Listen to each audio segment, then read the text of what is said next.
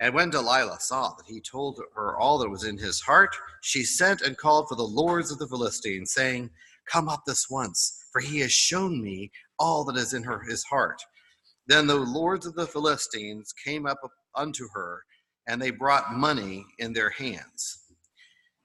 And she made him sleep upon her knees, and she called for a man, and she caused him to shave off the 7 locks of his head. And she began to afflict him, and his strength went from him. And she said, "The Philistines are upon thee, Samson." And he awoke out of his sleep and said, "I will go out as at other times before, and shake myself." And he did not know that the Lord had departed from him. But the Philistines took him and put out his eyes, and brought him down to Gaza, and bound him with fetters of brass, and he did grind in the prison house. So those are the 4 readings from Judges, and the title again is called A Vow of Separation.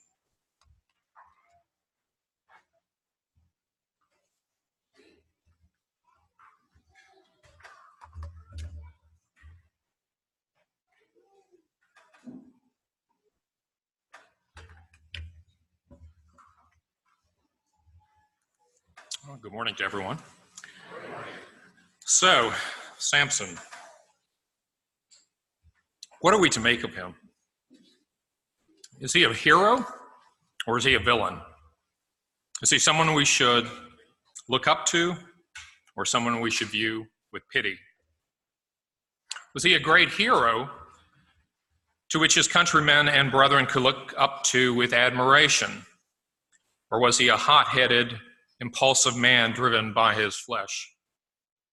Or do we simply conclude about him as the book of Judges itself concludes with that oft-repeated phrase, and that is that Samson was just one more person who, quote, did that which was right in his own eyes, for there was no king in Israel, unquote. You know, there are many ways we can look at Samson, but for the sake of this exhortation this morning, I would like to look at Samson as a type. And by type, I mean a person or a thing found in the Old Testament, which foreshadows something else that is later revealed in the New Testament. I would like to hold Samson up to you as a type. And I'd like to suggest to you that Samson is a type of Christian. Now, let me clarify. I'm not saying that Samson was a Christian, but rather I'm saying or suggesting that Samson's life and the role that he was supposed to play in God's plan was an outline or a foreshadowing of the Christian life and Christian calling. Now, let me begin making my case by pointing out that Samson's mother was told that her son was to be a Nazarite from the womb. From Judges 13, we read, "And the angel of the Lord appeared to the woman and said to her, Behold, you are barren and have not borne children, but you shall conceive and bear a son. Therefore be careful and drink no wine or strong drink, and eat nothing unclean. For behold, you shall conceive and bear a son. No razor shall come upon his head, for the child shall be a Nazarite to God from the womb, and he shall begin to save Israel from the hand of the Philistines." So the most obvious question would be, what is a Nazarite? Well, the Hebrew word from which the word Nazarite derives, it has more than one meaning. And the first meaning is to separate. Hence, a Nazarite is a consecrated one, you might say, someone who has been devoted or set apart to be used for a particular purpose. And in the context of the Bible, that purpose is to serve God. And we see this in the Bible where the original instructions or outline about the Nazarite vow is described in more in detail, and that happens to be Numbers chapter 6, starting in verse 2. Speak unto the children of Israel, and say unto them, when either man or woman shall make a special vow, the vow of a Nazarite, to separate himself unto the Lord, he shall separate himself from wine and strong drink. He shall drink no vinegar of wine or vinegar of strong drink, neither shall he drink any liquor of grapes, nor eat fresh grapes or dried. All the days of his separation shall he eat nothing that is made of the grapevine, from the kernels even to the husk, all the days of his vow of separation. There shall no razor come upon his head until the days be fulfilled, in the which he separateth himself unto the Lord. He shall be holy. He shall let the locks of the hair of his head grow long, all the days that he separateth himself unto the Lord. He shall not come near a dead body. And in these 5 verses, the word separate in its various forms occurs 6 times. I think this pretty well makes the case and confirms that separation is at the heart of the Nazarite vow. And normally when a vow is made, men would consecrate or devote some material possession, like a piece of clothing, as a pledge, or perhaps an animal. But with the Nazarite vow, it's different. What the individual is consecrating is him or herself. And they would take a vow of separation and would put upon themselves self-imposed discipline for the purpose of some special service. And the outward proof, that is the abstention, that they would be manifesting, they would be a sign, in a sense, an outward sign that they were set apart, and in this case, set apart for God. And it is this concept, this idea of separation, where Samson serves as a type for, what else is a Christian, after all, but one who has been separated by God for the purpose of serving him through his Son. And we see this in Acts chapter 15, where we are told that God hath visited the Gentiles to take out of them a people for his name. God is separating a people for himself. One of the primary reasons why Jesus died is to call unto God a people separated and dedicated to his service. We see this in Titus chapter 2, verse 14, where we're instructed or reminded that Jesus gave himself for us that he might redeem us from every lawless deed and purify for himself his own special people, zealous for good works. This role that a Christian is called upon to perform is no different than the role that the nation of Israel was to fulfill. And we see this in Exodus chapter 19, starting in verse 6. Now, therefore, if you will obey my voice indeed, and keep my covenant, then ye shall be a peculiar treasure unto me above all people. For all the earth is mine, and ye shall be unto me a kingdom of priests and an holy nation. Similarly, in Deuteronomy 14:2, you have been set apart as holy to the Lord your God, and he has chosen you from all the nations of the earth to be his special treasure.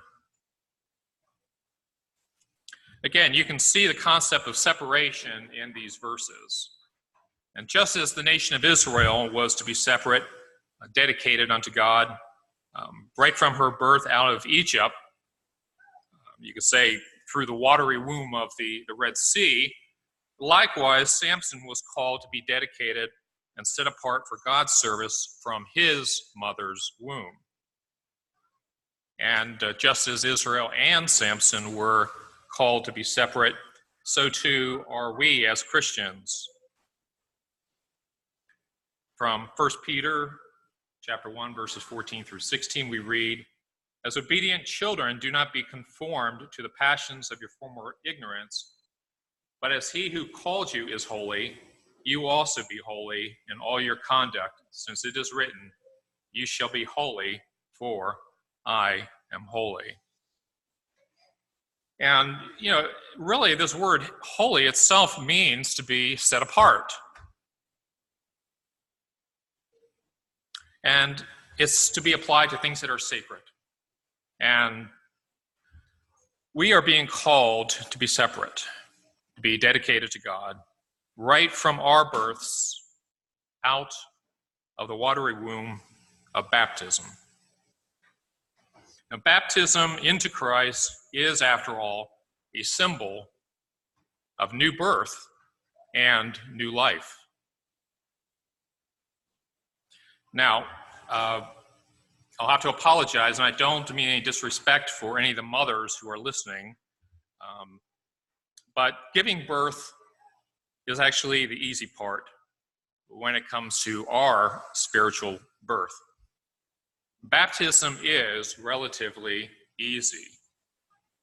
And despite the dreaded pre-baptismal interview, which some candidates get nervous about, baptism is easy. It's what follows afterwards when we come out of the waters of baptism. It is then when that is when the challenge begins. It's fairly easy to subscribe to a set of facts, a group of beliefs, a doctrine about the Bible in order to pass a baptismal interview. It is much, much harder to then live a life separated unto God after one's baptism. So this morning we're going to look at the life of Samson, and we will see how hard it is to live a life separated unto God. Anyone who has read the Old Testament will quickly learn that the Israelites were prohibited by God from intermarrying with their idol-worshiping neighbors. Yet no sooner is Samson born on the page than we find Samson crossing the yellow line and barreling over the guardrail of accepted behavior. Now, I found this little cartoon here, a few seconds for you all to read it. But in many ways, this person jumping over the guardrail of what he thinks is a fence, in many ways, it's representing Samson. And as soon as he is introduced on the page, we see him jumping over what's supposed to be a guardrail.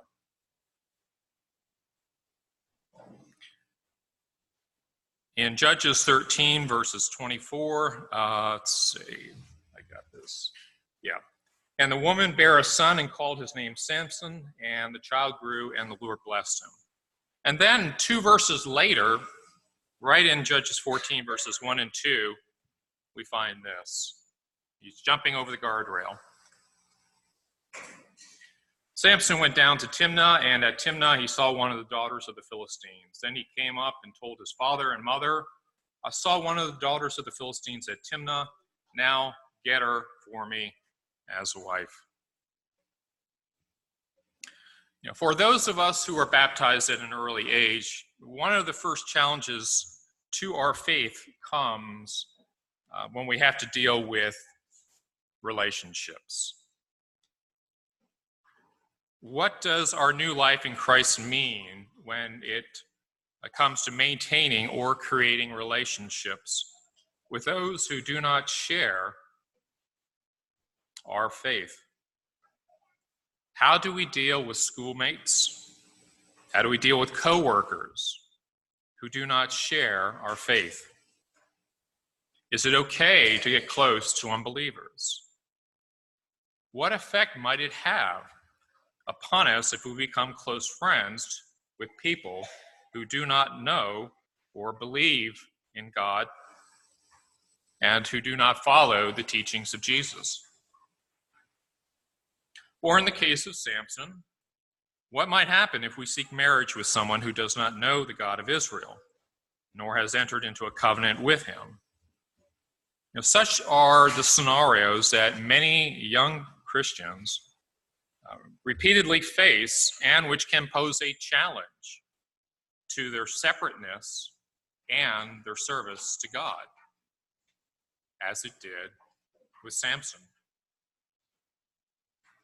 Now, I have been in this community long enough to have seen a fair number of young people eventually disappear into the world after their baptisms, forgetting their original calling. Sometimes the magnet that draws them away from their baptismal vow of separation is college. That often is where it begins. Sometimes the magnet pulling them away is the pursuit of a career or success in the workplace, or making for themselves a name, or chasing after some sort of fame. Sometimes the magnet is just the world in general. The world offers too much to resist, and abstinence of any type is seen as a burden. Sometimes the root cause for the departure is like Samson's affair. He sees someone of the opposite sex, and regardless of their religious beliefs, will do whatever it takes to make that union happen. Samson said to his parents, "A young Philistine woman in Timnah caught my eye. I want to marry her. Get her for me." Now, I realize this is a delicate subject, and it's very easy to step on toes if I haven't already stepped on a few already. But the fact is, who we choose to live with for potentially the rest of our lives is an important decision. And our choices can negatively affect our service and dedication to God.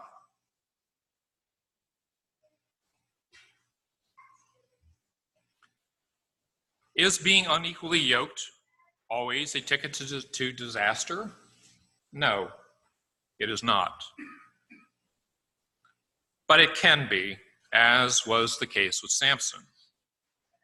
And every person who is seeking baptism, it would be very wise to take time and read carefully chapters 13 through 16 in the book of Judges to see how this played out in Samson's life.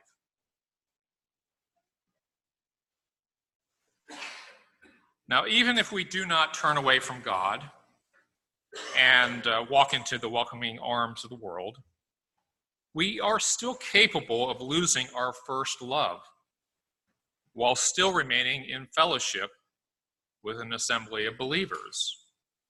In other words, one need not bid adieu to one's faith in order to break a vow of separation. The world can easily creep into the lives of God's set-apart ones, even if their attendance record on Sunday mornings is impeccable. And challenges to our vow of separation that began at our baptism, these challenges do not end with the things I had mentioned earlier. Threats can come from other places. For example, they can come from interaction with governments. They can come from supporting national causes and from political movements and forces. We can easily get caught up and drawn away, and our separateness as Christians can result And I'm going to give you this morning some real-life examples from history. But to do that, I'm going to segue using a person that you probably are quite familiar with. You probably know him as the Quaker Oats guy. And I didn't know this until I started research on this talk. He actually has a name. Anyone know his name? No one knows his name. Okay. I'd like to introduce you to Larry. Okay. This is Larry. You can check it later when you get home. Larry is not the founder of an oatmeal company. Instead, Larry is a depiction of a 17th century Quaker. Now, some say Larry's image is based upon William Penn, who was the founder of the colony of Pennsylvania. And I put William Penn's mugshot up there next to Larry's, and you can be the judge if there's any resemblance to the two of them. Now, I said Larry and William Penn are or were Quakers. Quakerism is something we really don't encounter too much in our normal walk of life. Quakerism, back when it first began in the 17th century, only made up about 1% of the population of England, which is where it originated. One sad fact about the Quakers was that they were persecuted greatly in their homeland at the time by the Church of England. Enter William Penn, who I said earlier was a Quaker. And in 1681, he was granted a large swath of land in North America by King Charles II of England. Now, King Charles had a large debt he owed to Penn's father, and King Charles, to pay off his debt, granted the Penns the land of Pennsylvania. Well, it wasn't Pennsylvania back then, a large swath of land in the colonies in America. William Penn's father had recently died, so he ended up with the inheritance. And the land that he was granted not only included what is modern-day Pennsylvania, but also a large part of Delaware.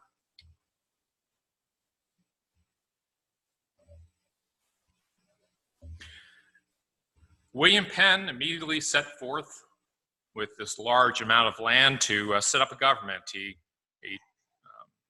sailed to his new land, and he attempted to set up a government. And it doesn't come as to any surprise of us, any of us, that he then made other fellow Quakers representatives within this government that he was setting up. And many Quakers followed him to the new land. William Penn wanted to have his government be different from all the other governments of the world. He wanted to govern based upon principles of the Quaker faith. And this desire, dream, whatever you like to call it, attracted more Quakers of like faith to Pennsylvania. They were also drawn to Pennsylvania because they were being persecuted heavily in England, and also, sad to say, even in the colonies, in New England, Quakers were persecuted. So William Penn's dream, his new land, it was something that drew Quakers from all over the place, and Pennsylvania was, well, it earned the nickname the Holy Experiment. People were coming here looking for religious toleration, something that they had not been able to find elsewhere. Now, I don't know how many of you have seen this painting. It's titled The Peaceable Kingdom. There are dozens of variations on this theme, all done by the same painter. It seemed like all he knew how to draw or paint was essentially Isaiah 11. And it reflects the Quaker ideal of William Penn's holy experiment along the Delaware River. The animals and the children that you see in the painting, including the lion eating straw like an ox, they all come from Isaiah 11. And I'm not going to read it, but hopefully we should all know it quite well. And if you look very, very closely in the background on this painting, you'll see William Penn. I'll zoom in. Up in this left area here. All right, if you look closely, that's William Penn, and you know, it does look a lot like Larry, doesn't it?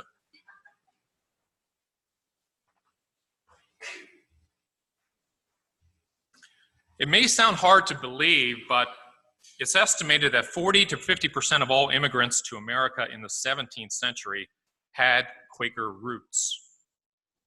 In short, Pennsylvania became a haven for all Quakers, but it didn't take long for this land, for William Penn's land, to attract other faiths too.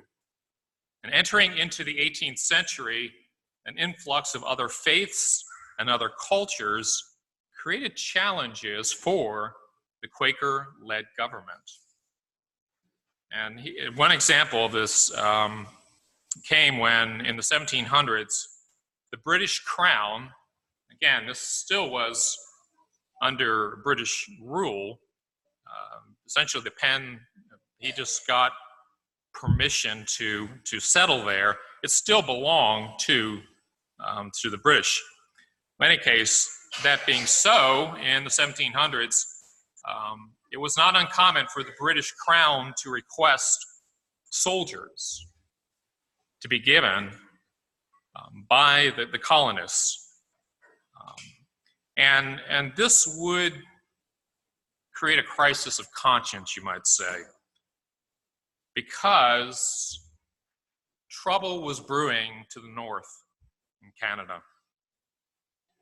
And part of the reason why the Brits were requesting soldiers was because the French Canadians were to the north, and they had their own ideas as to their empire and the land that they thought they could claim. So the British Crown frequently asked the Quakers, the Quaker government in particular, to bring forth soldiers so that they could pose a defensive front against the French Canadians. As I said, this did create a crisis of conscience, and what happened was that the Quaker-led government said, no, we're not going to provide men. The reason is that the Quakers were conscientious objectors. They were peace-loving, nonviolent individuals. Well, this was the scene until 1754, and in 1754, war broke out. It's known in history as the French and Indian War. And the Quaker government was called upon to defend the population of Pennsylvania, which at that time had swelled with a lot of non-Quakers. And yet the Quakers would not abandon their principles of peace and nonviolence.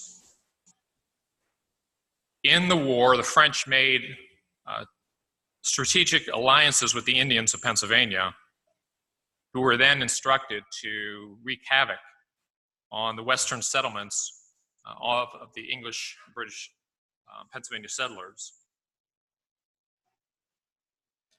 Reports of atrocities poured in daily to the Quaker-led government during the war, and yet the Quakers refused to raise an army to fight back. And as you can imagine, anger against the Quakers grew quickly. for the Quaker-led government, they were held responsible for the defenselessness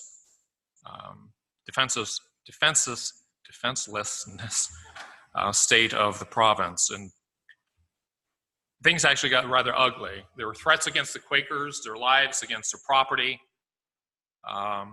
Eventually, the Quaker government blinked, and they adopted a militia law, and it allowed those who were willing and desirous to join a militia to defend the province of Pennsylvania.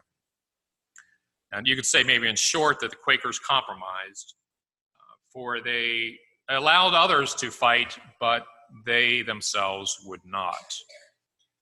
And it was clear that the Quakers were trying to live by a double standard. And by the end of the war in 1763, it was also very clear that the Quakers could not continue to maintain their religious principles against warfare while also serving in public office. And they eventually learned that political life was unfavorable to maintaining the principles of their faith.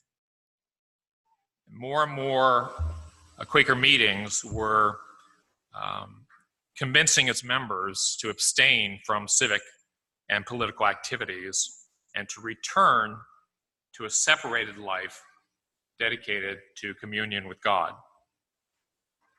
And it didn't take long before the non-Quakers pressured the Quaker-led government, the leaders, those who made up the Quaker-led government.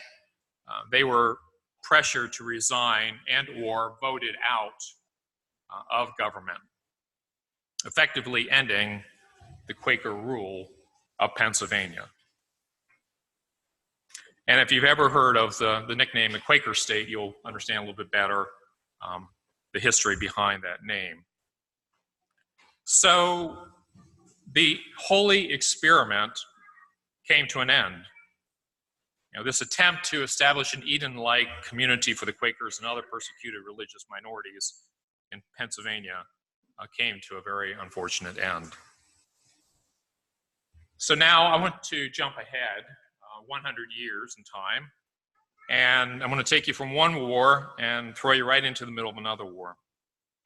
The Second War, we probably know a lot better than the French-Indian War. This is the American Civil War of 1861. Despite giving up control of state government, the Quakers still grew and they prospered in Pennsylvania, and in particular in the city of Philadelphia. But the war between the states, it posed another challenge to the Quaker faith. As was true with the French and Indian War 100 years earlier, soldiers were needed to fight the war. And at the outset of the American Civil War, there was no lack of volunteers who were eager to join the bloody fray. And it's one of those things that I still shake my head about. It's so surprising that the Christians in North and in the South on both sides of the Mason-Dixon line seem to have not had any qualms with killing others of the same faith.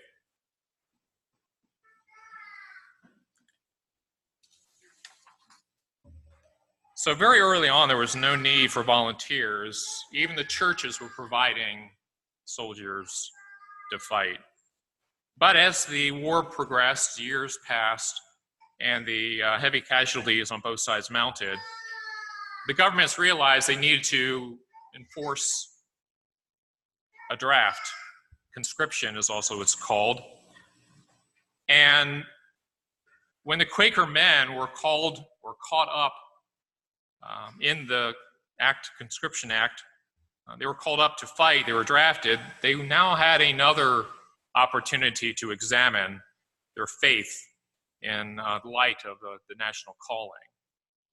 The governments were, on both sides of the Mason-Dixon line, were calling the Quakers, because there were Quakers in the South also, especially in North Carolina.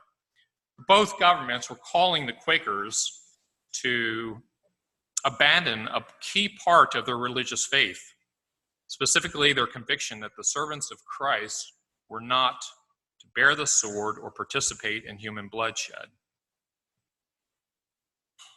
But this time, 100 years after the Quaker-led government of Pennsylvania was still trying to hold on to their holy experiment, this time during the American Civil War, things turned out much different, surprisingly different than they did in the 1700s. 100 years had passed, and the Quakers had changed. And you can see this in a newspaper clipping, which I came across. The clipping comes from March 1863. And I'm going to share part of this clipping with you this morning, because I think it's very relevant to us in many ways. Now, the article was entitled The Decay of Quakerism. And I've kind of blotted out a little bit where I didn't want to read. So I'm going to read to you the highlight or the dark sections here. So it begins, according to returns made to the legislature, it appears that there were in Philadelphia last year but 207 persons between the ages of 21 and 45 years and liable to be drafted who were conscientiously scrupulous against bearing arms. The number of persons returned as liable to the draft was 100,695. In other words, in the entire region of Philadelphia, there were over 100,000 men who were eligible to be conscripted, that is, to fight in the war. Yet, only 207 conscientious objectors came forward to indicate that they would refuse to participate in the war. Just let that sink in. 207 out of 100,000 able-bodied men.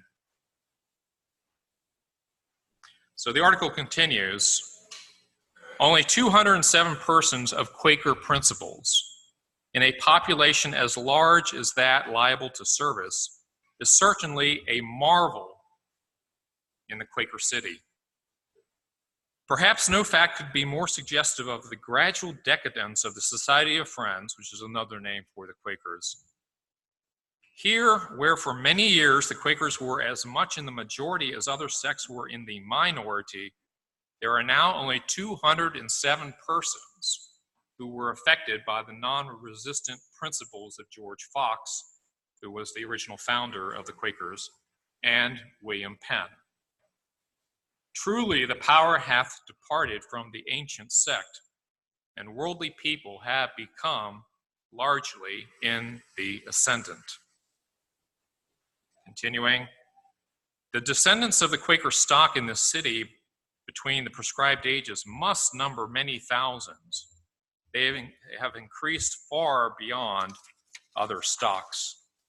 And then the article tries to explain how it could be that in a region that must contain multiple thousands of young Quaker men, that only 207 conscientious objectors could be found among them. So the article continues, the young Quaker hath abandoned his birthright, and submits no more to the discipline of the overseers and the councils of the meeting for sufferings. He weareth not the broad-brimmed hat, and adorneth not his person with the coat whose peculiar cut suggestive comparisons with the savory shad, the fish, I guess. His language is no more yea, yea, and nay, nay, delivered in sing-song tone, but he speaketh as other people do, and mayhap upon occasion he sweareth. His garments follow the fashions from profane France. The article goes on to point out some of the other areas where the young Quakers have become more like the world. I'm going to skip over a large part of it and jump ahead. The young Quaker is, in fact, no more a Quaker. He believeth in carnal amusements. He suffereth the ancient Adam to rise within him when wars and alarms cause him to smell the battle afar off, and exclaims, ha, ha. He dreadeth not the draft, and is willing to put on the United States uniform. He girdeth the sword to his side, drilleth with the home guards, and fasteneth the straps of command upon his shoulders. He is a Quaker no more. He walketh not in the paths trodden by his fathers, but marcheth to the field with the ungodly. He is no longer a non-combatant, but is willing to take his share in the dreadful carnage in battle. Now, I go through all this morning with you for what you're going to find in this very next final paragraph. And I think this is very relevant to our own religious community. So the article ends this way. The cause of the decay of the Society of Friends, that is the Quakers, would be a subject worthy of the attention of the philosopher. He, the philosopher, would undoubtedly ascribe much of the blame to the schism of Elias Hicks. Yeah, they also had divisions within their community too. But he, the philosopher, would also reason that every attempt to resist the law of homogeneousness, which incites the blending of races and sects and discourages the attempt of any portion of a people to hold themselves apart from others, must eventually fail. In this country especially, exclusiveness, whether in religion or in social relations, cannot be long maintained. The genius of our institutions is against it, and taking all things into consideration, it may be declared that the interests of society are best served by the failure of such attempts. Now, this was not a religious newspaper, by the way, just to make that clear. You know, there is brutal honesty by the writer in this insightful article. Now, the writer shares how society is best maintained when there is relative conformity of its citizenry. The writer claims that a small group, or that small groups who set themselves apart, who view themselves as having a higher calling, he claims that they are fighting a battle of futile resistance when it comes to standing apart from the majority. It is best for society, the writer claims, to have such groups such as the Quakers and ourselves assimilate. It is best for the preservation of and the welfare of society that these religious dissenters and nonconformists, it is best to see Quakers and like-minded separatists blend in with society into one large homogeneous group.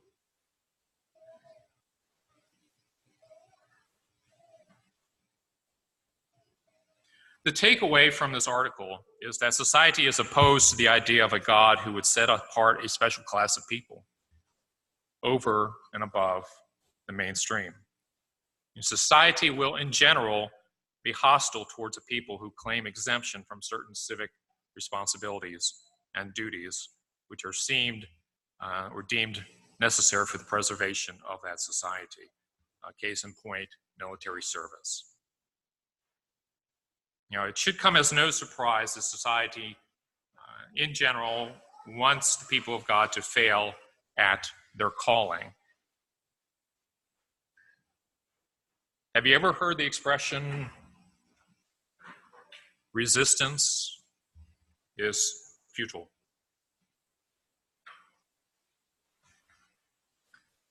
You know, at first, this particular phrase, it first appeared as resistance is useless in the TV series Doctor Who. And then later, anyone who follows Star Trek, The Next Generation, it morphed into resistance is futile. And in both of these sci-fi settings, a confederation of robots and aliens, you might say, try to conquer the human race, all the while repeating their motto, "You will be assimilated," resistance is futile. Well, resistance is not futile. Resistance against assimilation is difficult. I will give you that, but resistance is not futile. Before his death, Jesus prayed to his Father the following prayer on behalf of his disciples, which hopefully include us. He said, I have given them thy word, and the world has hated them, because they are not of the world, even as I am not of the world. I pray not that thou shouldest take them from the world, but that thou shouldest keep them from the evil. They are not of the world, even as I am not of the world. Sanctify them in the truth. Thy word is truth. And the New English translation has set them apart in the truth. Again, here we see a call to be set apart, to be separate, to be different from the world when it comes to being disciples of Jesus. Now remember, I said at the very outset of this talk that Samson serves as a type of a called out or separated one, and a type which I said had its fulfillment in the New Testament as a Christian. I had mentioned that there were two meanings for the root word behind the word Nazarite. I told you that one of the meanings is to be separate. I'm going to share with you now the second meaning behind the word Nazarite. The Hebrew word Nazir, from which the word Nazarite comes from, the word Nazir also means a crown.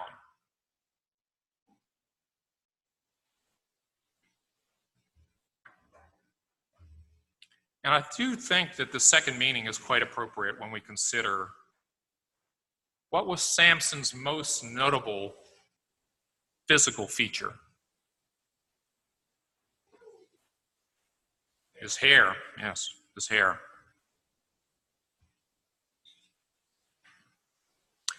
Where did his hair sit? I know it sounds like a dumb question, but it sat on the top or upon the crown of his head. His long hair was to serve as an outward reminder to everyone how he had been set apart for God's service. You could say his hair was an ornament, like a crown upon his head. He was called from the womb to be a crowned one, you might say. Now also think back. Remember, the Nazarite vow, it contained three prohibitions. Briefly, besides the prohibition against shaving off one's hair, the other two were abstention from grapes and from wine and strong drink, and number 3, the avoidance of defilement through contact with a dead body. Now, these 3 restrictions, and they were voluntarily assumed, no one forced you to become or take a Nazarite vow. These restrictions, you think about it, really make very little sense until it is realized that a Nazarite vow was a special means by which the ordinary layperson could mimic certain essentials of the character of the high priest's office. Think about your Torah, about your 5 books of Moses. Recall that when a high priest was on duty in the sanctuary, they were not to partake of wine. You can find this in Leviticus 10, verse 9. They were not to be defiled with the dead in Leviticus 21, verse 1. And when ministering before God, he was to wear the crown. a crown, and it had a golden plate on the front of it inscribed, "Holy to the Lord." Holy, separate to the Lord. Maybe you can see some connections between the Nazarite vow and the service of the high priest. So I would say that the individual who lived as a Nazarite, that person sought in some religious capacity to be the representative of the people before God, just like the high priest. And if this is true, are we not called to be Nazarites too, in a sense? After all, we have been called to become a kingdom of priests unto God, have we not? In the book of Revelation, are we not told that the redeemed sing a new song, saying, "Thou art worthy to take the book and to open the seals thereof. For thou wast slain," referring to the Lamb, "and hast redeemed us to God by thy blood out of every kindred and tongue and people and nation, and hast made us unto our God kings and priests, and we shall reign on earth."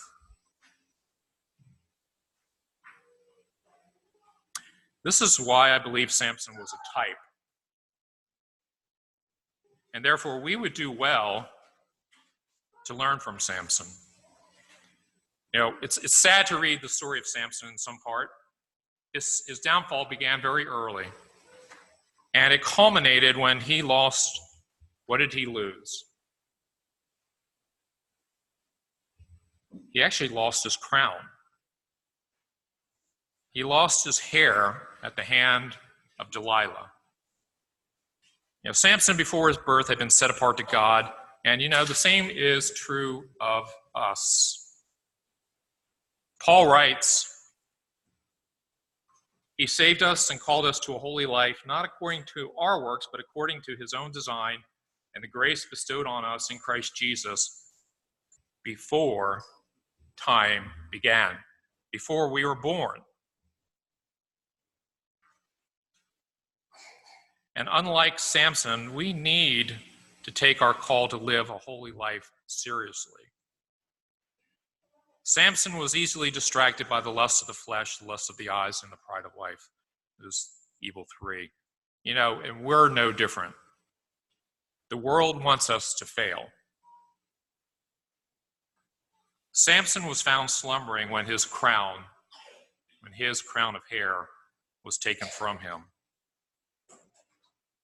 In closing, may we not be like him. Let us not be caught spiritually slumbering when Jesus returns. For Jesus warns in Revelation chapter 3, "I am coming quickly. Hold fast to what you have, so that no one may take away your crown." Thank you for your attention.